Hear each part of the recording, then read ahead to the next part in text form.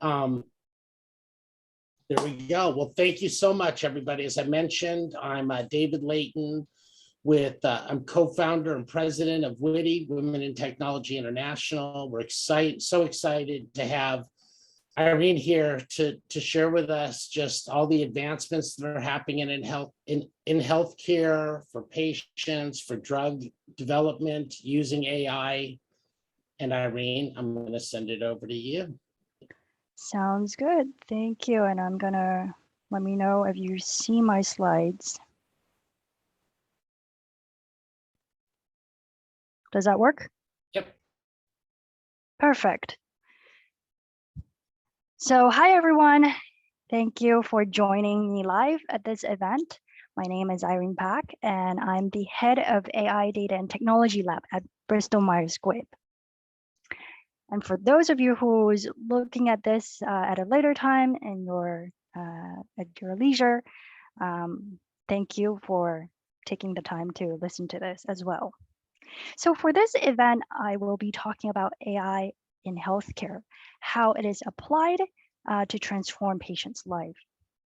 So instead of jumping straight to the applications, I will take some time to explain what AI is. Given AI is being recognized as a potential game changer for many companies across different industry, I will also share with you my take on what are the common pitfalls to avoid if you are in a role or transitioning to a role where you're helping the company to mature AI at scale. These are definitely going to be notes for you. And so if you are not familiar with Bristol Myers Squibb, our core mission is to develop innovative medicines that help patients prevail over serious diseases. It is made very clear every day that everyone at BMS works for our patients. And you will get a glimpse of what kinds of problems we need to solve to really advance healthcare for our patients. I have no doubt that every single one of you joining me in this session is using AI one way or the another and benefiting from it, whatever it can do for us. The search results that come back from Google is powered by AI. The face recognition feature on your smartphones is powered by AI. The voice command in your smart home device is powered by AI. So the list goes on. Self-driving cars, movie or product recommendations, credit card fraud detection. So while we are surrounded by AI in our everyday life, AI is still an enigma. It is not well understood by many. So even though almost every company recognizes it needs to jump on the AI bandwagon, many companies are still struggling to harness all its power. Unless you work for one of these tech giants where AI is already in its DNA and it's embedded everywhere. It is important to remember artificial intelligence is an umbrella term that refers to any solution that can perform cognitive tasks like seeing, reading, speaking, etc. And these tasks are typically associated with humans, what humans could traditionally do. But it is not just one thing. There are many tools, including machine learning, deep learning, robotics, process automation, Internet of Things, modeling and simulation. All of this is within the AI toolbox that we can use to build solutions that allow machines to imitate human intelligence. And you probably often hear AI, machine learning, deep learning used either together or interchangeably. But there is a slight nuance to it, as you can see in this depiction of nested circles. So machine learning is a core component and a straight subset of AI, and it often acts as the brain for the solution. It allows the solution to not rely on explicitly hard-coded instructions to perform a task. And deep learning is a very specialized subset of machine learning that uses neural network to learn from data. But with this definition, you can probably understand why AI is an enigma, because it is still very confusing. This explains very little. So let's take a look at artificial intelligence from a more pragmatic point of view. At its core, artificial intelligence, just like any technology, maps input to output. For example, a calculator takes a sequence of numbers and mathematical operators that you punch in, and it will give you back a final result on the screen as an output. A calculator, though, has been explicitly programmed by humans to perform the mathematical operations as you provided into the calculator. The key difference for artificial intelligence is the fact that it learns to turn input into output without humans explicitly providing instructions. It learns from examples, which is what we call training data. So let's go through another example to draw out the differences between traditional programming and artificial intelligence. Let's say 10 years ago, you've been assigned a task to identify cat pictures amongst thousands of digitized pictures that you were given. You probably wouldn't have a good way to approach it other than to flip through all the pictures and then do it one by one. If you were lucky, though, you would be given a catalog with some written descriptions, and a programmer will decide on the rules to determine how to identify cat pictures. So as a hypothetical example as illustrated on this slide, perhaps the rule that the programmer chooses is to look for a description that contains the word cat in it. And you can see this approach being very limited. It is up to the programmer to identify all the rules to catch all the synonyms that refer to a cat, as well as expressions that you typically associate with cats. And there are also a lot of false positive that could happen when you just look for the word cat in it, because it can be used in a different context. Now, fast forward to today. Artificial intelligence can work with images directly. It gives, the way it works is that we give machine many pictures, that is cat pictures versus not cat pictures, and let it figure it out on its own. So instead of a human dictating behind the scenes the rules to determine cat pictures, the hard work really goes to collecting different cat pictures captured from different angles, maybe different positions, a cat lying, a cat sitting, and also different breeds, different color, etc. And the key difference between traditional programming programming approaches and artificial intelligence is that you no longer need to provide instructions. The machine will learn as long as you have enough examples. And having enough examples is where some of the challenges, as I will bring on, is that we're facing today. So data scientists have since proved that using similar approaches that you saw that people use to determine cat pictures versus non-cat pictures, that technique can be transferred to allow AI to learn to read more complicated medical images. It can be trained to look for example, again, metastasized tumor in this case, to a degree that identify individual tumor cells, which is very difficult for a human to do, but it can do very well. So machines can outperform humans in these kind of computer vision use cases because it can pick up on details that maybe just naked eye from humans cannot see. Now, besides images, through the use of natural language processing techniques, AI can also learn to analyze unstructured text as well. This has been challenging for many reasons for many years. I'm sure many of you have heard of sentiment analysis. Basically is the ability for the machines to understand the feelings expressed in a written statement, whether it's something positive, negative, or neutral. This can potentially come in handy when a company wants to get a general sense of employee satisfaction by having the machine go through Glassdoor reviews, for example. Now, with the advancement in natural language processing in this field in general, and maybe more appropriately called computational linguistics, AI can learn to read very complex documents as well. And within the pharma industry, we get a large volume of pathology reports as part of clinical trials. So instead of having clinical scientists open each report and read it one by one, take note of the key pieces of information that scientists need to get from the report to answer key research questions, AI can assist with this activity by pre-processing these reports and extract out the key information ahead of time. So the scientist's job can be significantly sped up by reviewing the output versus having to read every individual files for the scientist to find what they're looking for. So what I have provided so far are examples of computer vision and natural language processing. You might ask, what else can AI do?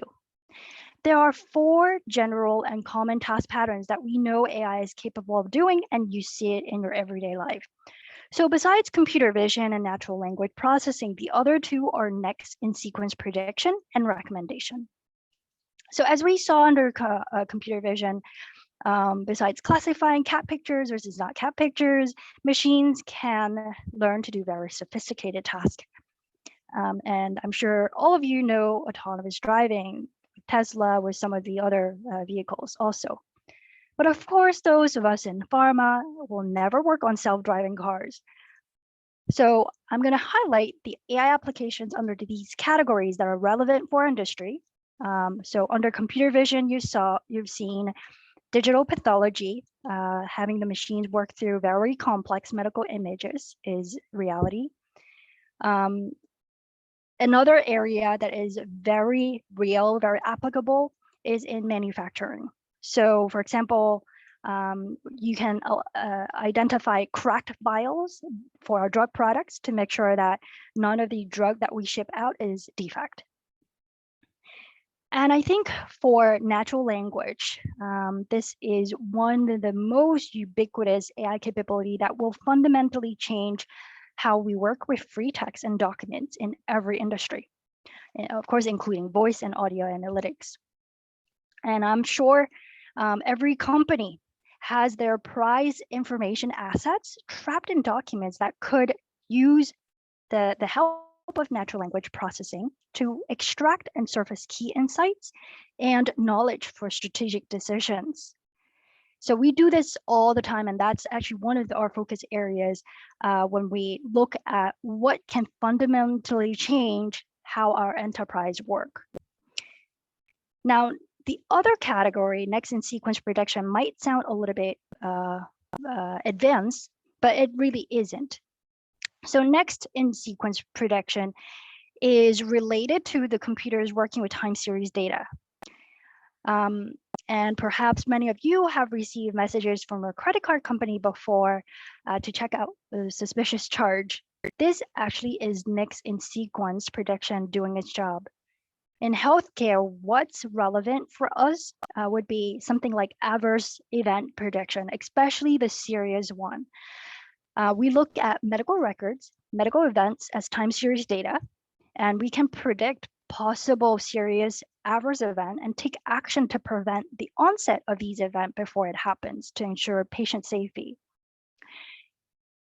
And lastly, I'm sure many of you are very familiar with AI's recommendation engine capability as you use Amazon to buy your next product, as you look through Netflix to identify the next show that you watch. So I won't go into that for the sake of time. So with that out of the way, we're at a very good place to see how AI can be applied in healthcare to improve our patient lives. So this requires us to look at how a drug comes to market, starting with discovery, which is a stage before you know what makes good drug candidates, and also sometimes before you even know what disease area that you're going to go target. And this takes us all the way to getting our drugs to the market and to our patients and making a positive impact to their lives.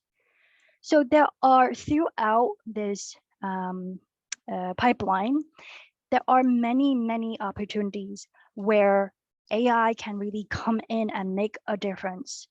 So starting with discovery, we actually sit on top of a lot of data, experimental data, in silico data of compounds, potential compounds that becomes your next drug candidate. We have millions of them that we have to screen through on a daily basis. And there's a lot of data that we can use to effectively identify what's a potentially good drug candidate so that we can pass it on to the next stage very quickly. Because as you know, this pipeline is a very lengthy process. Every chevron here is 1 to 2 years, so they add up. And so each stage, the more you can accelerate, the faster you're accelerating the entire pipeline. When it comes to, so there are other opportunities that, of course, not highlighted here with preclinical studies, working with animals. There's also a lot of opportunities there, but let's just pick out a few examples throughout this journey of where AI could be applied. With clinical protocol, every time a clinical trial gets proposed for it to be conducted, we have to go through design review to make sure that the trial is optimized. This requires a lot of knowledge from looking at past trials and make sure that we're conforming to the guidelines to make sure that everything is ethical in nature. So there's a lot of documents that our workforce have to go through for us to come up with good trials that we can conduct. Now, as the trials are conducted, there's a ton of information that comes back there as well. So I mentioned before, looking at adverse event is one way for us to apply AI to make sure that, especially with the earlier trials, where we have very limited information about potential serious adverse event, we continuously monitor for what comes into our system. And there's a lot of opportunity where AI can come in to identify early signals of something becoming an issue when it comes to adverse event. So the ability to ensure patient safety is an absolutely critical step that we have to put in place to enhance our patients' lives. When it comes to once the drug goes through FDA approval, once it becomes a marketed product, of course, manufacturing, understanding that potential downtime will impact the delivery of our drugs to our patients. There are predictive maintenance area where we can put the machines to detect early signals of machine failure, anything that requires maintenance from an instrument perspective. All of that are AI opportunities that we can apply on our pipeline. When it comes to once a product goes out to the market, there's a continuous stream of data that we collect coming from real world data, as well as just the more information that goes to the social media now. There's a lot of information that we can glean from getting access to the social media information and looking at the real world evidence of whether the drug is actually impacting patients' lives. So these are all very real use cases in healthcare where AI can make a real difference. But now you ask the question, how do we know when AI is actually a good, there's an opportunity where AI could be applied and that it will actually bring value to the company, to our patients? Before I go there, it's important to remember AI is not an easy button. It's not magic. There's a lot of work that goes behind it for us to identify what's the real opportunity that we can apply AI to it. So what makes a good AI opportunity? Everyone needs to remember, we don't go after the cool use cases, even though probably a lot of people, given just how we understand how wonderful AI can be when it is put to good use, effective use in our everyday life. But for us to identify good opportunities for the company, we need to remember And it's not unique to AI. Everything needs to start with a good AI use case that comes from a well-formed business problem. It needs to be a valuable business problem that probably is one that contributes to the mission of the company. And you have to have a clear objective. I cannot emphasize enough, the clear objective is important, not just a business problem, but you need to understand what is it that you're going to do with AI that would solve the business problem or address a portion of it. Now, once you have that, AI depends on data. So data is the lifeblood of AI. Without it, it doesn't learn from it. There is no AI. So after you identified a good business problem that's meaningful to solve, and that AI is in fact the right way to do it, you need to ask yourself, do we have sufficient data? Do we have relevant data? This is going to be typically your training data. Not everything needs to be training data. There are different techniques that might not need training data, but every AI use case needs data. Okay, you have data, you have a good problem to solve. The next thing that you have to identify is, or understanding is that the problem can be solved with AI. So this is where the knowledge of what tasks AI have already been proven to solve, this knowledge and education would help you identify a good AI opportunity. So you're not going down a path that you think there's a good problem, you have data, but actually is something that AI isn't the right way to solve it. So let me make it a little bit more practical for you by identifying what are the lessons learned that we have definitely done it long enough that we have fallen into some pitfalls that I'm going to share with you so that you can avoid it. When it comes to finding the well-formed business problem, what we typically see is the shiny object syndrome. A lot of business stakeholders just go for the coolest use case without really understanding what's the underlying business problem that we're solving for. The other thing is that even if you identify a very good business problem, if you don't come with a criteria, very well understood, very well defined criteria of what success means, you're typically going to fail with your AI experiment, POC, or solutions that you're going to build. The other thing when it comes to data, identifying data, is not really so much a pitfall, but it is the organization's maturity in terms of not only accessing data. So data access is typically one of the big challenges that we come across, but assume you have access to data. A lot of times the data is not machine ready. What does it mean by not machine ready? The value of AI in today's world is not just working with a homogeneous set of data, even if it's a million data points. The value of AI comes from the ability for it to work across data sets. When it comes to working across data sets, data sources, typically the data is in a format that is not interoperable, and it is not conformed in a way that the machine understands it. It does not have the context for it to know what data it is, to understand whether data is compatible enough for it to be combined together, look at together.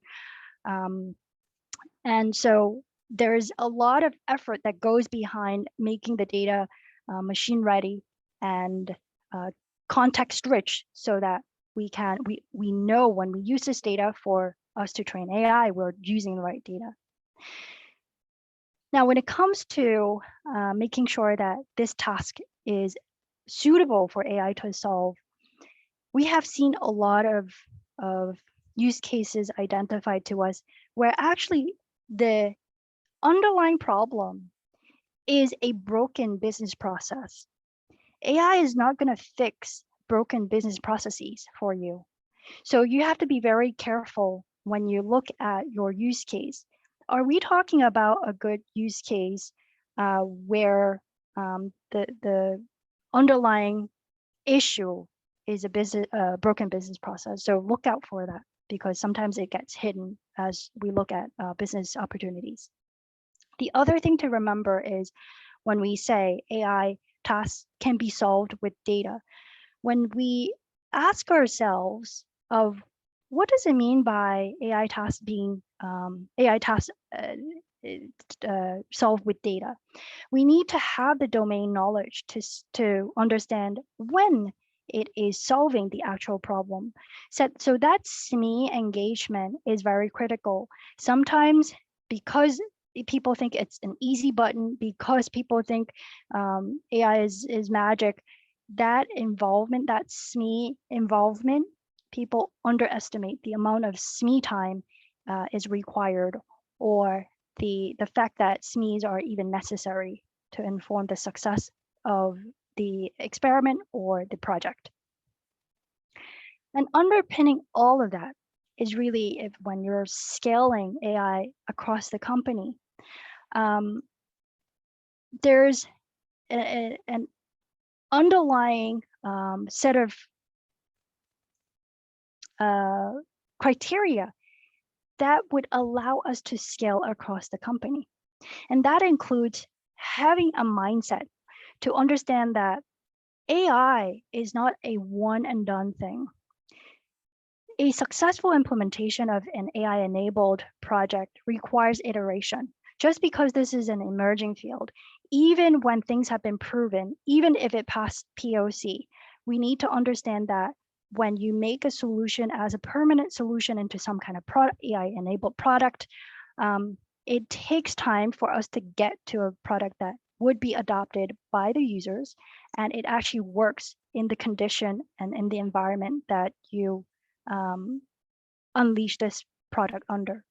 The other thing that we see is typically a roadblock, or at least a hindrance for us to get to AI success, is the fact that we don't have enough executives who get it. Getting AI is critical in a way that it would allow us to identify better business problem for us to apply AI to. And without this understanding of what AI can do, what makes a good AI opportunity, we have seen enough examples that people just go after the wrong thing, or that you set up the experiment in the wrong way so that the underlying success cannot be achieved. The third thing that I'd like to highlight is, it goes to the data comment that I made earlier, is the fact that there needs to be a data foundation before AI can be used and applied at scale. There's also a technology foundation that is very important, because what we've seen, and I think just reading other companies' experience, is that it starts off with a lot of POCs. These POCs are done in silos, and every AI project requires to go through similar phases when it comes to making the AI solution real for the business. You need deployment. You need to make sure you manage the models, because data as AI depends on data. As data change, your model needs to be updated. And so that life cycle, the care that goes behind making sure AI solution is healthy, it is still working and relevant for the data that we're working with, it requires an underlying technology infrastructure to make sure that we're not doing the same processes differently, because that becomes your technical debt across your company. And when you scale, it's impossible to scale because there are just too many variations in how we deploy solution. And so it becomes very expensive and very unmanageable for us to work with the different siloed approaches. So the data and technology foundation here is a very important foundation for us to lay down for the enterprise, the entire enterprise, to leverage. The other thing that and it's a trending topic and in the minds of many executives, is the fact that we need to start managing risk. What is risk in this case? Risk includes ethics as well. You hear about AI ethics, you hear about using AI responsibly. We have seen some stories on the news how companies have misused data and inform or apply the AI solutions in a way that actually hurt humans. So we need to look out for that, but we can't let that risk stifle innovation. So a framework that can promote innovation as well as manage risk is important. So that's something you have to, and it's not easy to set up this framework across the enterprise, but that's an absolutely critical step that we have to do. And of course, talent pipeline. So I know a lot of companies go to reach out to the IT vendors, IT partners, outsource interesting projects for vendors to solve for the company. While it may be a good short-term approach that you can get to something very quickly, it's not a very good long-term approach. And if we're looking for AI to become the company's competitive advantage, it is worthwhile to invest in in-house workforce to make sure that we upskill them, reskill them, so that more and more people within the company that cares about the company with skin in the game understand how to appropriately apply and implement AI solutions for the company. So let me just end here with some final thoughts that every company is looking to AI to transform their industry. So in the biopharma industry, it's no different. We're looking to AI to advance healthcare for our patients. But then keep in mind that AI is not centered on technology. It must be driven by business value. And the other thing is that I believe any company that can effectively apply AI across heterogeneous data sources will become the company that gain a competitive edge over its peers. The other thing is when it comes to AI, I think because AI is associated with the shiny object syndrome, everyone wants a piece of it, and everyone probably hold on to their territory a little bit tighter than it's beneficial for the company. But I guarantee you, there is a role for everyone to play to help scale AI across the company. And if we keep that in mind, we can execute at the right balance of innovation and compliance and ethics. So with that, I thank you again for attending this event, and I'm going to open it up to some questions and answers. So let me just also add, if you are asking a question, it would be good to introduce yourself, your name, where you're from, and also maybe your experience in using AI.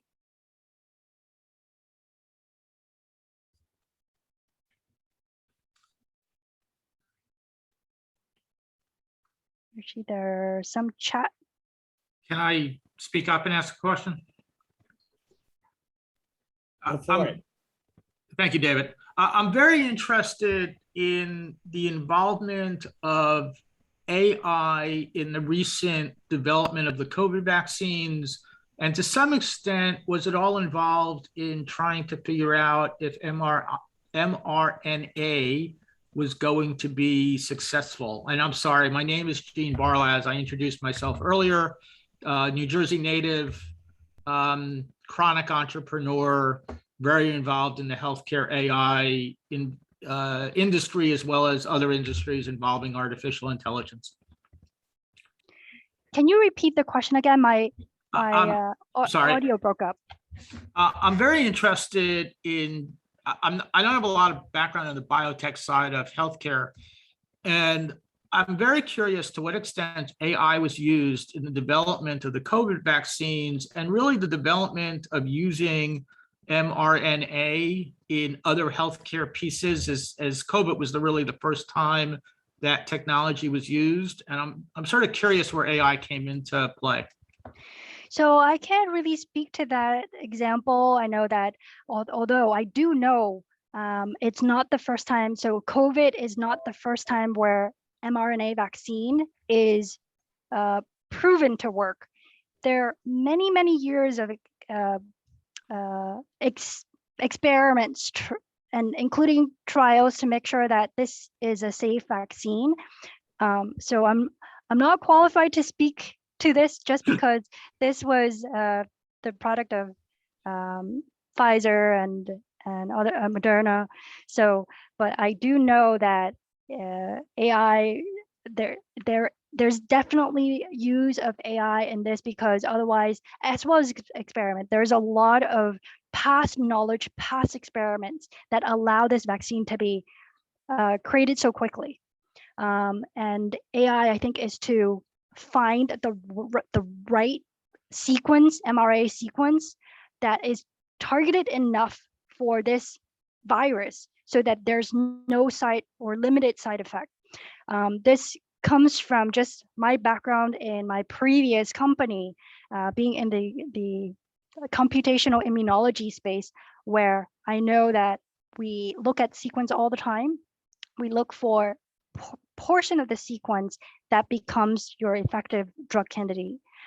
And to your second question about mRNA, so mRNA is a very information-rich source that our clinical scientists, or even our research scientists, they are definitely looking at this very rich information source as part of our drug development process to identify and mRNA is not the only way of creating vaccine. There are other ways as well, but this, looking at the sequence, would allow us to develop more targeted, more personalized medicine. So hopefully it gives you a little bit more insight into it, but the short answer is yes. Thank you. So, hi, this is Javeria. Irene, thank you so much for the talk. It was really interesting and informative. My question is that once you have identified the business case or the problem successfully, how do you train all the stakeholders that will be working with creating the model? Or because I'm sure not all of them are proficient in AI or machine learning. So you are hitting a very critical question, because this points to the amount of diversity on the team that makes a good AI team. So the gap that we have to bridge is the technology gap and the business gap. And you definitely require someone who has the technology knowledge of understanding how AI can be applied to the problem. So you have to frame the problem in a way that machines can solve. And that framing, turning the problem into something the machine can solve, is actually not very easy. So this is where you need someone to identify and understand the problem enough that the problem can then be turned into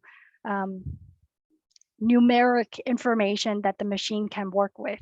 So actually, underneath the hood, doesn't matter whether you work with natural language, with images, everything gets turned into number from a machine world point of view.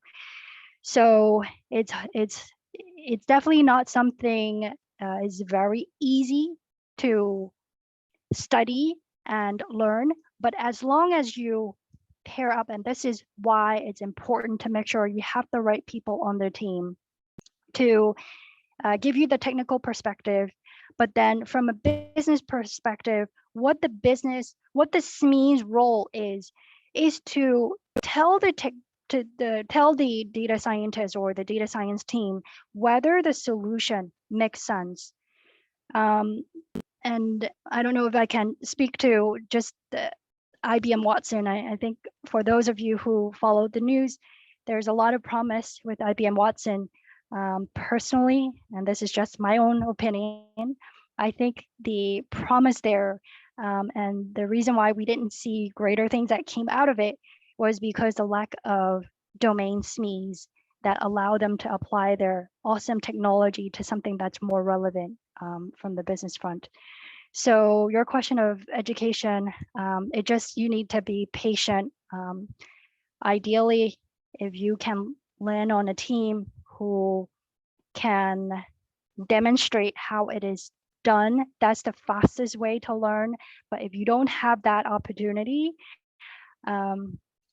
there's even Andrew Ng I think is a very well recognized evangelist in this field, and he has a number of Stanford courses that allows people to jumpstart to get a better understanding of this field. And the course is called AI for Everyone. So if you're starting to learn how AI can be applied to your area, I would definitely recommend starting with AI for Everyone. It's targeted for non-technical audience. So hope that helps.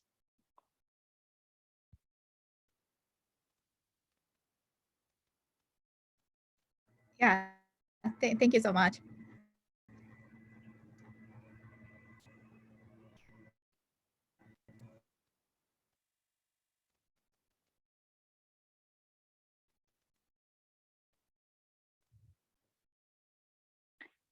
Are there any other questions?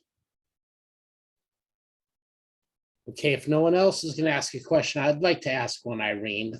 I know that like even just with all technology, just creating the business case to sell, to your company to expand the R&D in that space. Are there some new models, or is there a central place that we go as we may want to forward these initiatives in our company so we can get some hard data? Or does it really just depend on the vertical?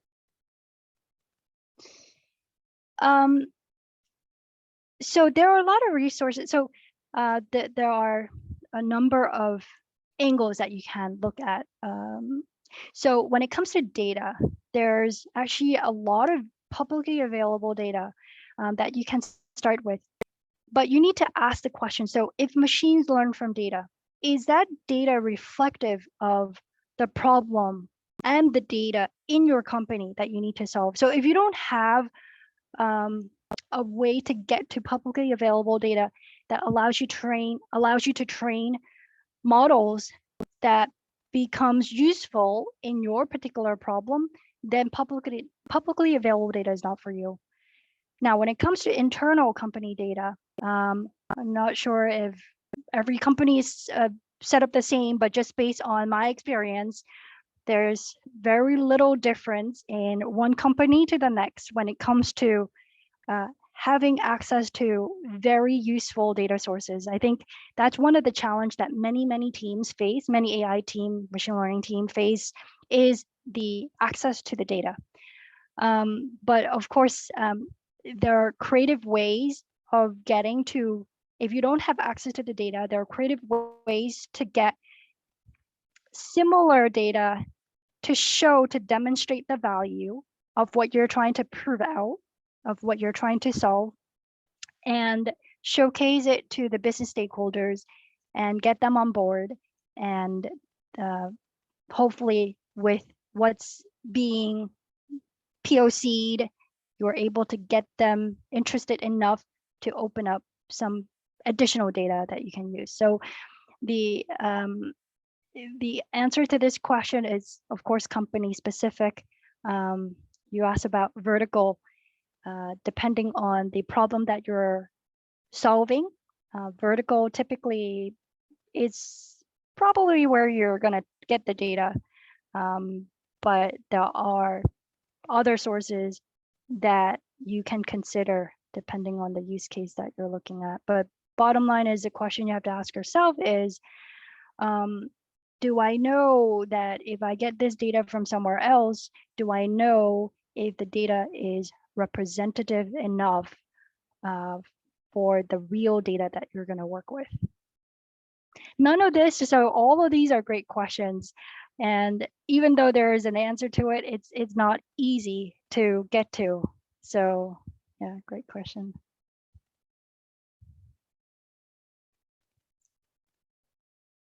Oops. Thanks so much, Irene. Appreciate that. Anyone else before we wrap up? Yes, hello. Hello, Irene. Thank you. Very informative talk. Who is the main body or authority or watchdog on any ethical misuses of AI? The authority. So we are obviously look for FDA guidelines, and there are a couple resources now available for you to look into that. There is no concrete answer right now because this field is still emerging, and there are materials out there that allows you to get an understanding of what's been thought of already. I also look to IEEE to define AI ethics as well. If you look at EU regulations, there is a draft recently released also that informs what are the ethical concerns that each company needs to pay attention to. Again, it's not an easy question.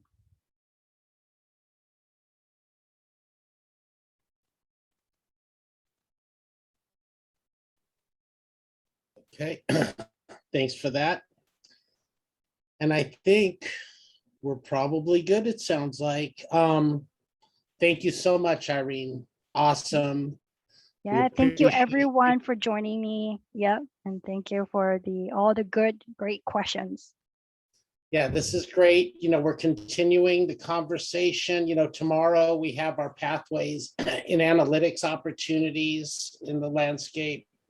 Pathways in analytics, opportunities in the landscape. Anyway, it's all about data, AI, right? The convergence. So here's where the opportunities are. Here's how to improve your products, communicating with customers, and creating all the things we need to continue. So thanks so much, everybody. That's exciting.